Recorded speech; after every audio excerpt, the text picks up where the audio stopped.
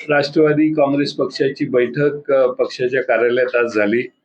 या बैठकीमध्ये कार्याध्यक्ष देशाचे राष्ट्रीय स्तरावर ज्यांची निवड झाली त्या सुप्रियाताई सुळे आणि प्रफुल्ल पटेल साहेब यांचा सत्कार करण्यात आला. महाराष्ट्रातल्या येणाऱ्या दुष्काळी परिस्थितीच्या बाबतीत पाऊस लांबलेला आहे, पेरण्या दुबार करण्याची एखाद्या वेळी पाळी येण्याची शक्यता आहे आणि त्यामुळे पेरण्या करायच्या की नाही पहिल्यांदाच ही देखील समस्येत महाराष्ट्रातल्या वेगळ्या भागातला शेतकरी आहे. पाण्याचे साठे अपुरे आहेत, त्यामुळं फार मोठ्या प्रचंड संकटात महाराष्ट्रातल्या पिण्याच्या पाण्याचा प्रश्न जाणार आहे आणि या सगळ्याच गोष्टीची महाराष्ट्रातल्या वेगळ्या भागाची चर्चा राष्ट्रवादी विधिमंडळ पक्षाच्या बैठकीत आज झाली. अनेक विधानसभेच्या आणि विधान परिषदेच्या सदस्यांनी आपली मतं त्या ठिकाणी मांडली. या सर्वांच्या पार्श्वभूमीवर या प्रश्नांच्या पार्श्वभूमीवर अनेकांनी त्यांच्या भागातले प्रश्न देखील मांडले.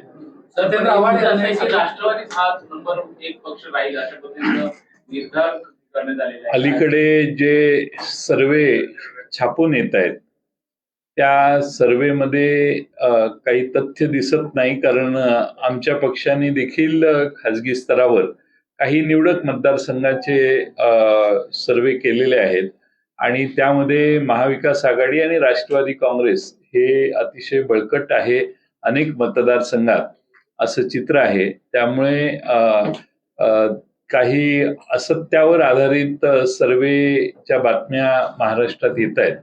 याविषयी चर्चा निघाली त्यावेळी राष्ट्रवादीने केलेल्या काही भागातल्या सर्वेंची माहिती मी पक्षातल्या सर्व विधिमंडळ सदस्यांना अवगत करून दिली. त्याचा निष्कर्ष हाच आहे की राष्ट्रवादी काँग्रेस हा महाराष्ट्रात एक मोठा पक्ष आणि लोकांचा पाठिंबा अधिक असणारा पक्ष म्हणून पुढे येतोय आणि महाराष्ट्रातल्या काही भागात हे आमदार येणार ते आमदार नाही येणार असे जे सांगण्यात आलेले आहे नेमके तिथलेच सर्वे ची माहिती मी देण्याचा प्रयत्न केला की जिथं आमचे तिथले आमदार हे फार कम्फर्टेबल परिस्थितीत आज आहेत.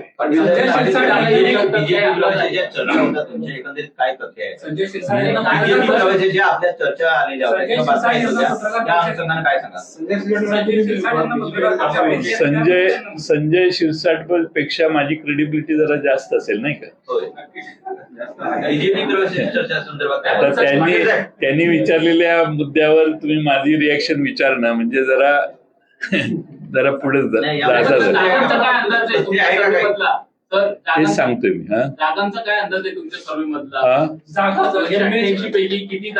आम्ही 288 जागांचा सर्वे केलेला नाहीये. आम्हाला जे लढवण्याची शक्यता आहे तिथल्याच काही भागांचा सर्वे केलाय, तोही पूर्ण केलेला नाही. पण आम्हाला ज्या मतदारसंघात आवश्यकता आहे तेवढे आम्हाला सर्वे केले आहेत.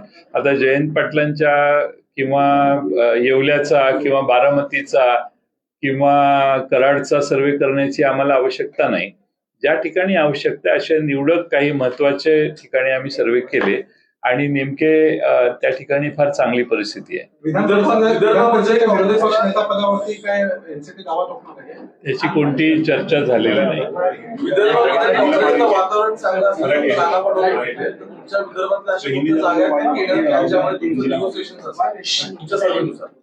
नाही, जागेची चर्चा ज्यावेळी पक्षाशी करू त्यावेळी करू, माध्यमातून ती चर्चा करण्याची आवश्यकता नाही. पाटिल साहब, 1 साल हो गए यहाँ जो माहौल था, 1 साल पहले जिस से महाराष्ट्र की राजनीति पलटी थी, सरकारी दिवस आज सेलिब्रेट किया है, एनसीपी इस पूरे माहौल को किस तरह देखती है? आज के दिन ही उन्होंने उद्धव ठाकरे साहब को छोड़ के प्रयाण किया था और इसीलिए आज के दिन की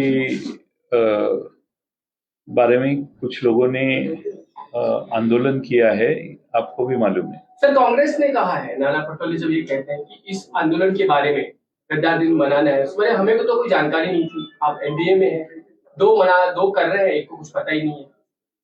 नहीं, ऐसा है कि ये हमारी पार्टी का प्रोग्राम था। पार्टी के स्तर पे किया गया। महाराष्ट्र के अनेक जिले में ये प्रोग्राम हुआ।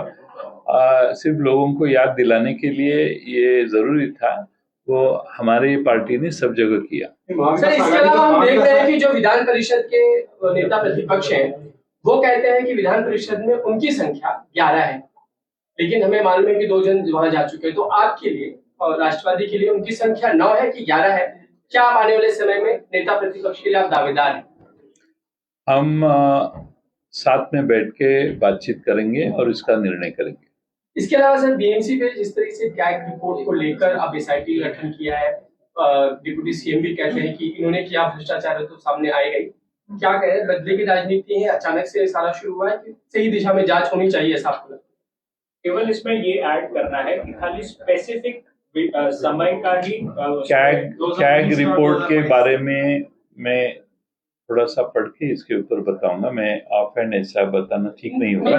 मैं शायद 2 दिन में मैं इसमें मैंने स्टडी नहीं किया है। So do you feel this is selective targeting or political vendetta, particularly targeting that figure? नहीं, if CAG report has said something, then I haven't read CAG report, so I will read the CAG report and then react on that.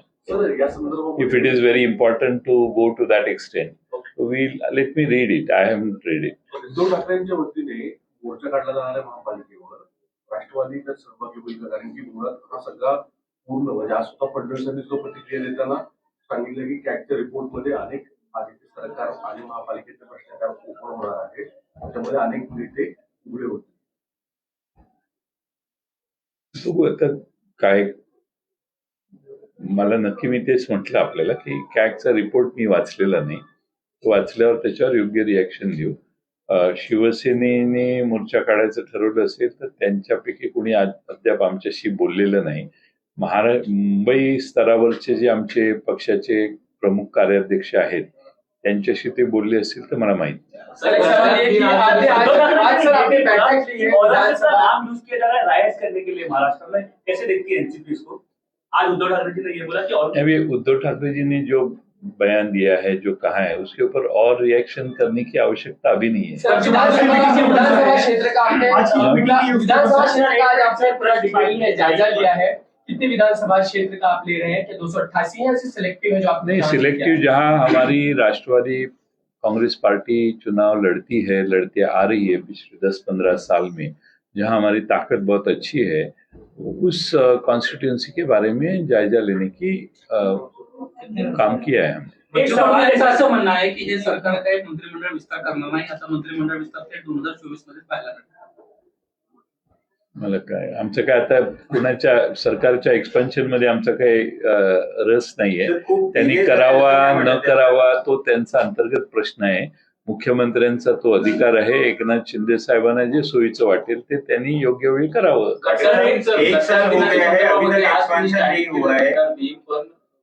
Police बंदोबस्त लावण्यात आला होता, त्या पद्धतीने आंदोलन होऊ दिलं नाही आणि जे मेहबूब शेख आहेत त्यांना ताब्यात घेऊन दिवसभर पोलीस. युवक राष्ट्रवादी काँग्रेसने हा गद्दार दिनचा आंदोलनाचा कार्यक्रम केला, फादर बॉडीने केला होता, पण मुंबईत आमच्या प्रदेश राष्ट्रवादी काँग्रेसच्या कार्यालयाच्या बाहेर मेहबूब शेख आणि काही युवकांनी ही आंदोलनाची तयारी केलेली होती. पण पोलिसांनी या ठिकाणी आंदोलन होऊ नये यासाठी महाराष्ट्र प्रदेश राष्ट्रवादी युवक काँग्रेसचे अध्यक्ष मेहबूब शेख आणि त्यांच्या काही सहकाऱ्यांना सकाळीच ताब्यात घेतलेलं. दिवसभर त्यांनी बसवून ठेवलं. महाराष्ट्रामध्ये आंदोलन करायलाही परवानगी आता नाहीये आणि कोणीही सरकारच्या विरोधी बोलू नये अशी मानसिकता ठेवून पोलिसांचा वापर अशी आंदोलनं चिरडण्यासाठी आज महाराष्ट्रात सर्रास चालू आहे. सर, एक सवाल मुख्यमंत्र्यांनी कालच्या त्यांच्या भाषणामध्ये लेकर के बार-बार बातें की जा रही है, बार-बार बीजेपी ये कहती है कि मैं इसके बारे में कह चुका हूं कि यूनिफॉर्म सिविल कोड के जो प्रावधान है वो पढ़ने के बाद एक हमारी पार्टी की तरफ से इंटरनल एक कमेटी गठित होगी 1-2 दिन में, और वो इस प्रावधान को स्टडी करेगी और उसमें हमारी रिएक्शन तैयार होगी उसके बारे में. उसके पहले हम रिएक्शन देना नहीं चाहते. आघाड़ी में सहयोगी हैं उद्धव ठाकरे, वो कह रहे हैं कि गौ हत्या जो है वो पूरी गौ मांस का सेवन भी इनफैक्ट बैन करना चाहिए, और यूनिफॉर्म सिविल कोड जब आप लगाएंगे तो ये सारे कानून को भी उसमें एड्रेस किया जाना चाहिए. तो क्या इस विषय को लेकर के आप लोगों की सहमति बनेगी? क्योंकि आपकी विचारधारा और उनकी विचारधारा में थोड़ा अंतर तो है। नहीं, मैंने यही कहा कि हमारी यूनिफॉर्म कोड, सिविल कोड के बारे में जो डॉक्यूमेंट्स है, यानी जो ड्राफ्ट है, वो ड्राफ्ट के ऊपर हमारी एक छोटी सी कमेटी हम तैयार कर रहे हैं, आज कल में तैयार हो जाएगी, उसको स्टडी करेंगे और हमारा ओपिनियन उसके ऊपर हम तैयार करेंगे। महाविकास आघाड़ी जो है वो एक साथ कई विषयों पर साथ है, और कई बार ऐसा भी देखने को मिलता है कि कुछ बिंदुओं पर आप लोगों के विचार अलग होते हैं। मेरा सवाल ये है कि बार बार एकनाथ शिंदे ये कह रहे हैं कि हमारी सरकार आने के बाद साल भर के अंदर डेवलपमेंट प्रोजेक्ट्स जो है वो तेज गति से जो है उसका काम शुरू हुआ है। तो सवाल ये है कि आघाड़ी सरकार या आघाड़ी के जो नेता हैं वो आने वाले दिनों में चुनाव के समय में क्या कहेंगे जनता से? किन कामों को लेकर के आप, किन एजेंडा को लेकर के आप चुनाव लड़ेंगे? आपके पास बताने के लिए कुछ है जनता को? बताने के लिए बहुत सारा है। जब हम चुनाव को सामने जाएंगे तब आपको ही अनुभव आएगा कि आज जिन प्रोजेक्ट के इनॉग्रेशन हो रहे हैं, काम चालू करने की घोषणा हो रही है, वो सारे प्रोजेक्ट आगे जाके ठप रहने वाले, रुकने वाले हैं। कोई प्रोजेक्ट पूरा नहीं होगा, क्योंकि 31 मार्च 2023 के बाद में महाराष्ट्र सरकार ने पिछले 6-8 महीने में जो प्रोजेक्ट्स हाथ में लिए हैं, जो काम टेंडर दिए हैं, उनमें से 1 लाख और ऊपर कुछ करोड़ रुपए का पेमेंट सरकार कर नहीं पाई। इसीलिए सरकार के पास आर्थिक परिस्थिति क्या है, और ये जो घोषणा चालू है, एडवर्टाइजमेंट बहुत होती है, ऑर्डर होती है, टेंडर निकलता है, काम अवार्ड किया जाता है, इवेंट होती है, बाद में वो प्रोजेक्ट आगे नहीं जाते। ये सबसे बड़ी समस्या महाराष्ट्र में लोगों के सामने है। और आज जब इलेक्शन के सामने जाएंगे तब आपको भी अनुभव आएगा कि यहाँ नारियल फोड़ा था, घोषणा हुई थी, प्रोजेक्ट चालू हुआ था, लेकिन वो पूरा नहीं हुआ। सर, एक शेवटचा प्रश्न, जो आज गद्दार दिवस साजरा करण्यात आला, अनिल बोंडे जे भाजपचे खासदार आहेत त्यांचं म्हणणं आहे की राष्ट्रवादीकडूनच गद्दारी सुरू झाली, कारण की त्यांनीच वेगळा पक्ष स्थापन करून गद्दारी केली, त्यामुळे पवार साहेबांचा पक्षच गद्दार आहे। अनिल बोंडेंचं विधान जे आहे ते महाराष्ट्रात आता गांभीर्याने घेण्याची काही गरज नाही, कारण ते एवढे पवार साहेबांच्या शिवाय इतका व्यक्तिस्तरावर येऊन भाष्य ते करतात। आता भारतीय जनता पक्षाला 25 वर्षापूर्वी जी घटना झालेली आहे, ती एका मुद्द्यावर काही विशेष विषय घेऊन पक्ष वेगळा झाला। त्यामध्ये पवार साहेबांनी असे आमदार फोडायचं काम केलं नाही। निवडून आलेल्या आमदारातले आमदार फुटणं आणि दुसरीकडे जाऊन बसणं आणि उद्धव ठाकरे किंवा शिवसेनेची गद्दारी करणं, याची तुलना दुसऱ्या कुठल्याही राष्ट्रवादीच्या स्थापनेसारखी व्यवस्थेशी किंवा स्थापनेच्या घटनेशी होऊ शकत नाही। धन्यवाद। Thank you sir.